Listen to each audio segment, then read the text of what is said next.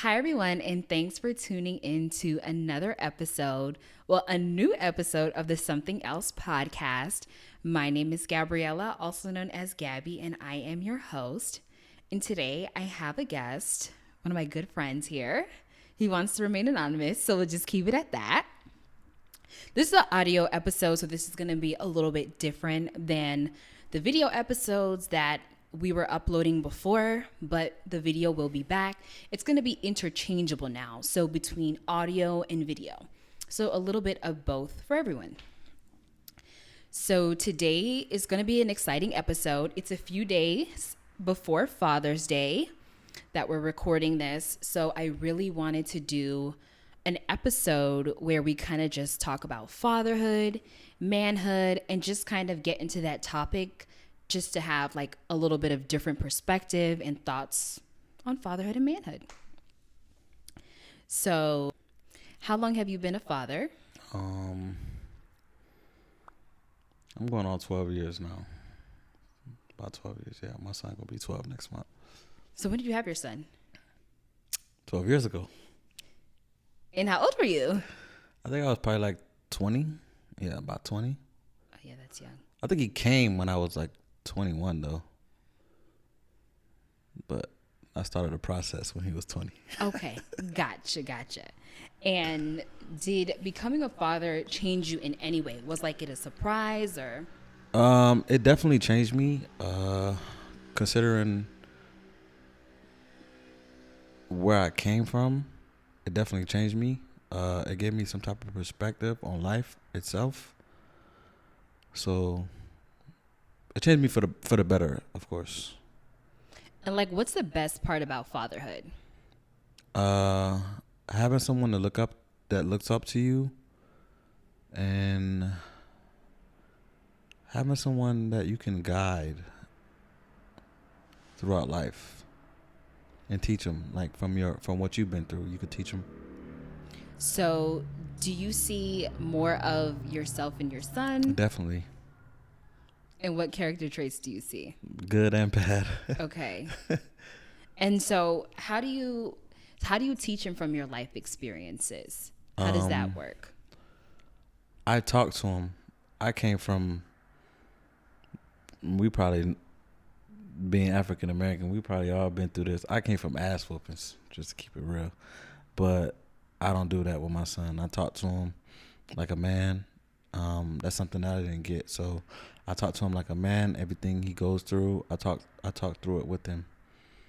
So I think that's the difference. So we know mothers have their responsibilities, fathers have their responsibilities. Mm-hmm. But what are some misconceptions that you think are prevalent about fatherhood? That we just don't take care of our kids or like we don't pay attention to detail like the mothers do. And I think that's a misconception, a big one. That's interesting. I like that. You pay attention to detail because some of these daddies don't know nothing. Right. They don't know what the formula is between the Similac. Right. But I mean, that's how we grew up. You know, our mom always do the most. Our dad always do the concrete things. So It's like, that's how we grew up. So, but me, I grew up with my mom. So I get I picked up on the paying attention to detail. So that's why I can do that with my son too. So we know in society, there's a lot of different relationships. You have people who come from, let's say, a 2-parent household, 1-parent household, co-parenting relationships, a marriage, whatever the case is. How do you, or what advice or words of encouragement or knowledge would you give to people who are co-parenting with their children's mother? I would definitely say if you guys are co-parenting and you guys are not in a romantic relationship or not working towards a romantic relationship, that should be what you should forget about. I think that's the key part that causes the friction between mothers and fathers and that are our age, in our age group. They're focused on whatever happened while they were in an intimate relationship, and that causes a barrier when they're trying to co-parent. And I think that's the part that you just need to forget. Whatever happened, you just need to forget about it It happened, and you just need to forget about it, because none of that is beneficial to the child at all whatsoever. I love that. He was not there when you guys were going through whatever you're going through, so he doesn't have to, or she doesn't have to, um, experience or feel that while they're growing up. That's what I think. No, that's perfect. I love that because that's true. Because a lot of people try to still keep the relationship and still keep co-parenting, but sometimes, honestly, you're better off just being co-parents with a person rather than being in a relationship with the person. Right.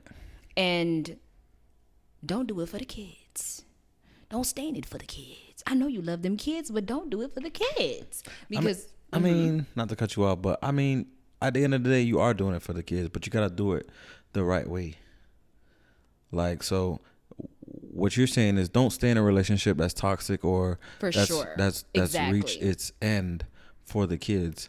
But at the end of the day, you're doing it for the kids. So you have to be mature enough to move forward from whatever you guys went through and do it for the kids in a positive manner. Okay, I could take that. Yeah. Don't stay in that toxic relationship for them kids. Yeah. Cause it's gonna go buck wild, and then that it's just gonna get ugly. perpetuates toxicity. Right. Like they see you in a house arguing. It's a no can do on that one. And we grew up on that. A lot of our parents did that, to be honest. A lot of our parents stayed together for years, waiting for the kid to turn 18. And it's just a no-go. Especially if you live in a Caribbean household. Yeah, it's no-go. Oh my God. They gonna keep it going just to say they married. Even if it's hell on earth, they are gonna keep it going. And I'm praying for the day the good Lord will free my Caribbean people from the shackles of domestic toxicity. No, oh for real. God. Dad sleep on the patio Oh my gosh. for years. Just to say he was there for the kid. Come on now. Oh, no. Oh my gosh. But yeah, that's definitely a major takeaway. So at what point did the shift happen for you? Because you said you had your son in your early 20s. Yeah. So at what point did the shift happen where you were like, okay, I really have to just become a man now and put whatever I'm doing to the side and just work towards being the best that I can be as far as a figure for my son? I'd probably say when I was like 23, 24. Yeah, like 23, 24. I just was like, man, you know what? I got to just put whatever I feel to the side and be there for my kid, because at the end of the day, as a man, you got to lead. So in certain situations, you're just going to have to take the lead. A woman is not going to take the lead and be on some like, all right, let's just be mature about the situation. Da da da da. Like, if you want to be petty, she gonna be petty right along with you. So, as a man, you gotta take the first. You gotta take the initiative, and then most of the time they'll follow. I'm sorry. It sounded like you said, as a man, you have to lead. Right. And then she'll follow when you take the initiative. That's a fact. Okay. I just wanted to make sure I heard that correctly. Yes, that's going to be a sound bite. And what are some values that you instill in your son? Respect his mother. And I was doing that even when we were going through whatever we were going through. I was telling him to respect his mother. Because I feel like that's very important. And that teaches him how to treat women indefinitely. Of course. And then he had a sister. So then I teach him how to be a leader. Because he's the oldest out of the bunch. And I teach him how to be a leader. So I tell him like, hey, all of them are watching you. They're watching what you do. So you got to move like you know that. So you can't be messing up. You can't be doing frivolous things. So I teach him that. So to respect his mother, to be a leader, and to follow his dreams. He likes sports, so I always try to support him in whatever he does. I let him know that he's special, so I just tell him to just follow his dreams. I always push him. So I think that'll be 3 things that I instill in him. And, oh my gosh, I lost the thought. I lost the thought. Okay, but yeah, for sure, I agree because kids are very moldable. Okay, I found the thought. So, how important is like spending quality time with your son and also expressing affection to your son? And even for those who don't have a son or just have, or if you have a girl, but I think with boys it's very important because a lot of the time when people have boys, they tend to rough, and there's not enough showing like affection and care and stuff like that.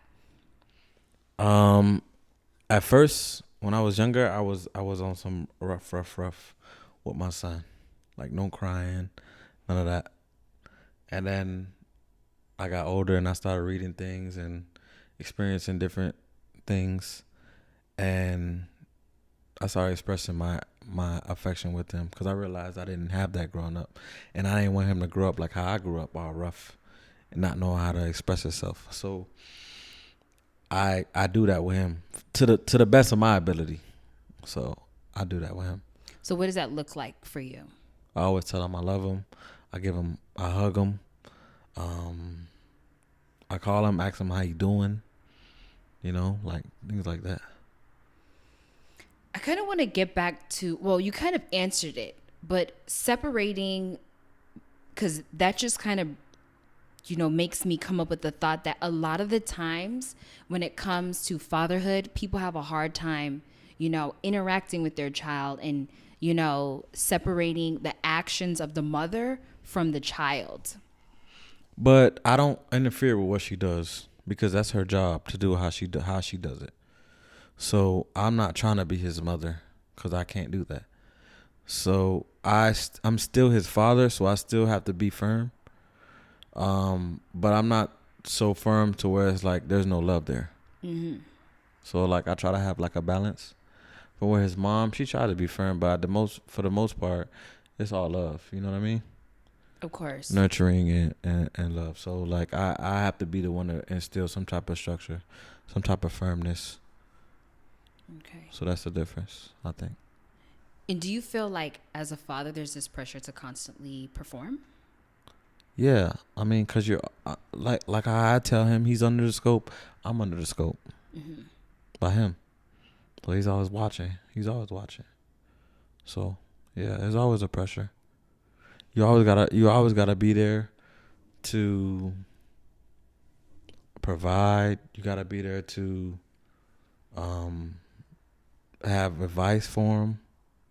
He's looking for you. He's looking to you for most of the things that he needs in life, as far as like guidance. So yeah, it's pressure, but you gotta be built for that. Of course. And as far as like community, like how do you interact with like other fellow fathers? Do you guys ever, like, moms are like, okay, I need a mom friend or my mom group, or I think with fellas is different. okay. Women always connect with other mothers, and they create this little they create these little packs. But I don't think men really do that because I think it's a lot of ego involved. So I don't think men really do that. But if I got friends that are fathers, yeah, we talk about it. We definitely talk about it, and try to exchange advice, things of that nature. But for the most part, it's not like women. Yeah, women are different. In my opinion, it may be different in another area, but for me, for what I know, for what I see, nah. Okay.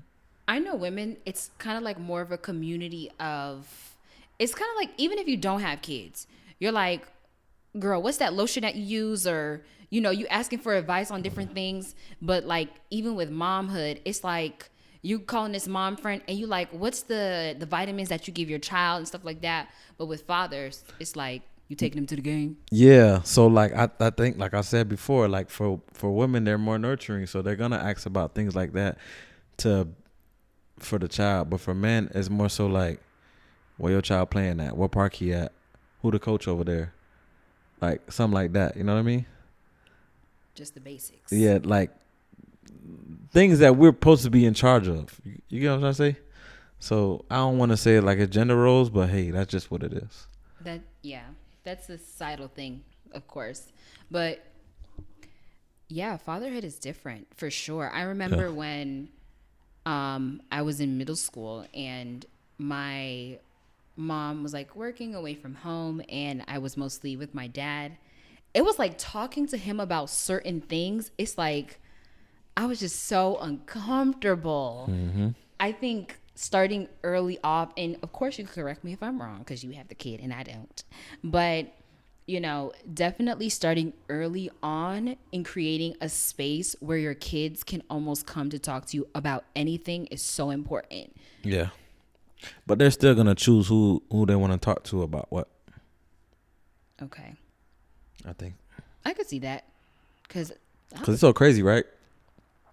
I ain't grow up with my father, but I know him. But I'm more comfortable talking to my mom about something more than my dad. of course. So It, it's all like you say. It's all on who makes it comfortable, but you still gonna pick and choose what you want to talk to them about. yeah. I think I have that, duality having lived with like both parents. Honestly, you really have to choose. If it's a certain kind of issue, I'm going to tell my mom because I know she has a solution. You see, you And choosing. she's going to make something, she's going to figure it out. But if it's like more like sympathy and, just the coddle, I know I'm going to call my dad. I could call him in tears and I know he's going to coddle me like, what's wrong? But the moms are more like, why are you on my phone crying? And I'm like, girl, give me some. And it's so crazy. It's like that being a female. You talking to your mom, she's like, "What you crying for?" And if you're a male talking to your dad, that's what you're getting. What you crying for? But if you talk to your mom, she gonna comfort you. So it's I don't know. Yeah, it's different because maybe they see the opposite of themselves in their kids. Like, I feel like, honestly, like, that's going to be for another episode, mom and daughter relationships. That's another episode in itself. But even like when I think my mom sees a little bit of herself in me. So she's a lot more, I want to say aggressive. Like, if I'm crying or I'm just going, you're not getting no sympathy here. That's why I need to call my dad because I know he's gonna coddle me. That could be true. She may want you to be a stronger woman. It ain't happening. I need coddling. Maybe she thinks she is. That could definitely be true. I always say a lot of the time parents either see healed parts of themselves in their kids or unhealed parts of themselves in their kids. It's like a reflection. Mm-hmm. It's like looking in the mirror. And it's worse if your child looks like you because then you're like, oh, this is me. This is little me. So when you gonna have some kids? Oh, we don't know. My ring finger is still empty. Oh, so you waiting to get married? Yeah. And then we'll see what we can do if we have the capacity. And this is another thing about parenthood. Now that you brought that up. Me and my friend were having a conversation today. Mm-hmm. And I have to emphasize this. Kids are like not dolls. Kids are not dolls. They're not pets. They're people. They're human beings. They have their own experiences. And I was telling her this, and I said, a lot of the time, people enjoy their kids till about 1 year old. They like to dress them up and say, my mini me, and take pictures and Easter and that is all great, and that's a way to show love, but this is an actual person. Mm-hmm. And like, of course you'll notice like when your child begins to gain their motor skills and grow up a little more, they start to tell you things like no and I don't want to, and they walk away from you. Mm-hmm. My niece is 2 years old, and what did she say to me the other day? Leave me alone, Gabella. And she turned around on her iPad, 2 years old, and doesn't have all her teeth. I was shocked. Yeah. And you gotta let the kids express themselves, though. that's true. But I'm saying just like the general concept. Kids are, I feel like sometimes you have to be like in a mental space. You're never going to be fully ready. But sometimes you have to be in a mental space to intentionally start going into that role. Because they feel, even as a young baby, they can feel their circumstances if it's not healthy or, if it's tight. I mean, ideally, yeah, but I wasn't. I just made the decision like, yo, I want to have a child. Because the way I was living, I wanted to have a child. So I was like, let me make this decision. Even though I was young, I didn't know what I was doing. I thought I knew what I was doing, but I didn't know what I was doing. But as you go, what I can say, as you go on, being a parent, you learn as you go. Of course. That's what my friend said too. She said, you just have them and go along for the journey, but I'm too scared to be having them and then going along for the journey. That's what you're going to have to do regardless. Well, that's true. But I feel like an immense amount of pressure, I guess, honestly, because of the way that I kind of grew up. Like having a two-parent You think household. your parent wasn't going as they go? They were going as they go, and that's part of the problem. They were going as they go, and now we $5,000. And then you're not the oldest, right? No, I'm not the youngest. Exactly. So this is what makes it crazy. They raised one a certain way, and they analyze how they raised that one. And then when the second one comes, they raise it a totally other way. So they're learning as they go again. And then let's say they have a third one, they change it again. So you never really have the blueprint. You don't. I don't know. As time goes on, I love the kids. I love kids. And I love seeing my friends with their kids, but I need a few more years to think. Yeah, but you still not going to have the answers. You're not going to have the answers. It's like having a job. You could watch somebody do it all day. You could watch somebody do the job all day until you get in that position. And it's like, hold on, I didn't see them do this. Now you got to figure it out. Yeah. It's just like that. True.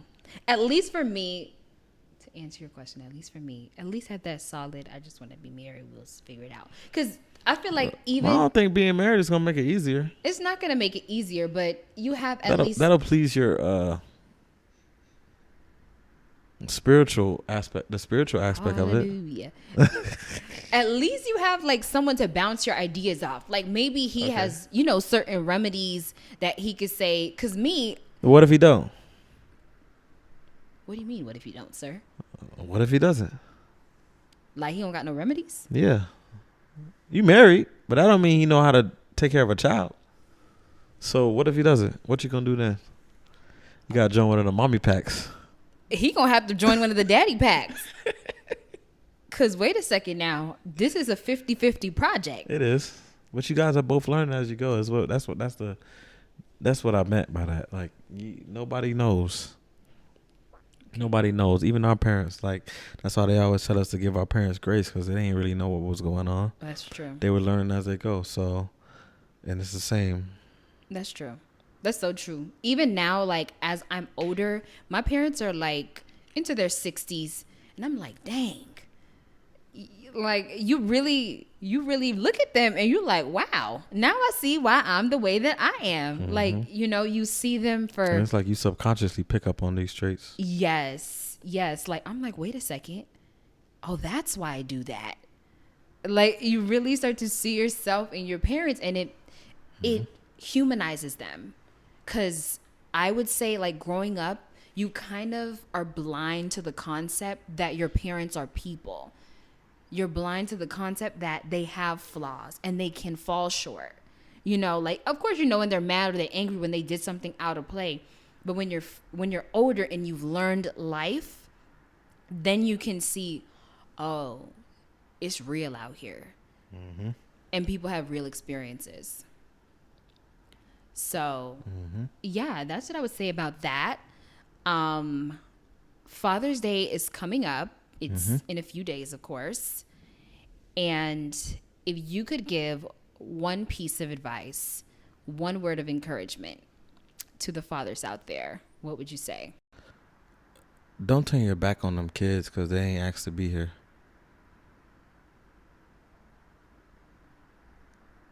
Don't do that. Try your best. I know we don't have all the answers. Our fathers probably wasn't there. Our mothers probably wasn't there. But if you make the decision to have a child, make sure you're there. Because they ain't asked to be here, and they don't deserve to have that void, because sometimes people don't come back from that void. That's John 3:16. And that's the Bible.